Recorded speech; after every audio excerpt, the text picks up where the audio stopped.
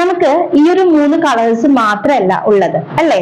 നമുക്ക് ഈ 3 കളേഴ്സ് കൂടാതെ ഒരുപാട് കളേഴ്സ് നമ്മൾ കാണുന്നുണ്ട്. അപ്പൊ ഈ കളേഴ്സ് എങ്ങനെയാണ് ഉണ്ടാകുന്നത്?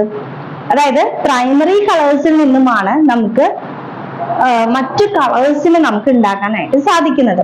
ഇപ്പൊ ഓൾറെഡി പെയിന്റിങ് കാര്യങ്ങളൊക്കെ ചെയ്യുന്നവരാണെങ്കിൽ നിങ്ങൾക്ക് അറിയാൻ പറ്റും, കളർ മിക്സിങ് കാര്യങ്ങളൊക്കെ അറിയാവുന്ന അല്ലെ, അതിലൊക്കെ പഠിക്കുന്നുണ്ട്, പെയിന്റിങ്ങിലൊക്കെ കളർ മിക്സിങ് പഠിക്കുന്നുണ്ട് അല്ലെ. അപ്പൊ അങ്ങനെയുള്ളവർക്ക് അറിയാൻ പറ്റും എന്താണെന്നുള്ളത്.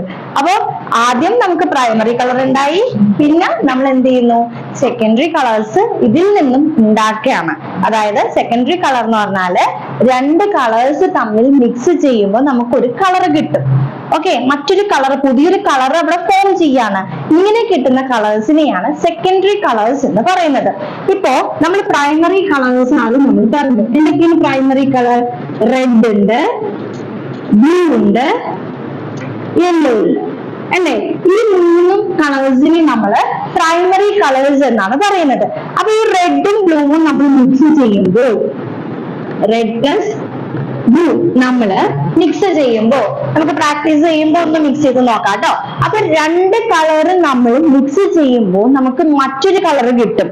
ആ കളർ എന്താണ്? റെഡും ബ്ലൂവും മിക്സ് ചെയ്യുമ്പോൾ നമുക്കൊരു വയലറ്റ് കളർ കിട്ടുന്നു, അല്ലെങ്കിൽ ഒരു ലാവൻഡർ, പർപ്പിൾ, ഇതൊക്കെ കിട്ടുന്നുണ്ട്. അപ്പൊ ഇങ്ങനെ ഒരു ഷെയ്ഡ്, ഇത് രണ്ടും സെയിം റേഷ്യോയിൽ എടുത്താലാണ് നമുക്ക് കിട്ടുള്ളൂ. അപ്പൊ ഒന്ന് കൂടി ഒന്ന് കുറഞ്ഞിരുന്നാലും കിട്ടത്തില്ല. സെയിം ഈ എക്സാക്ട് കളർ തന്നെ കിട്ടണമെന്നുണ്ടെങ്കിൽ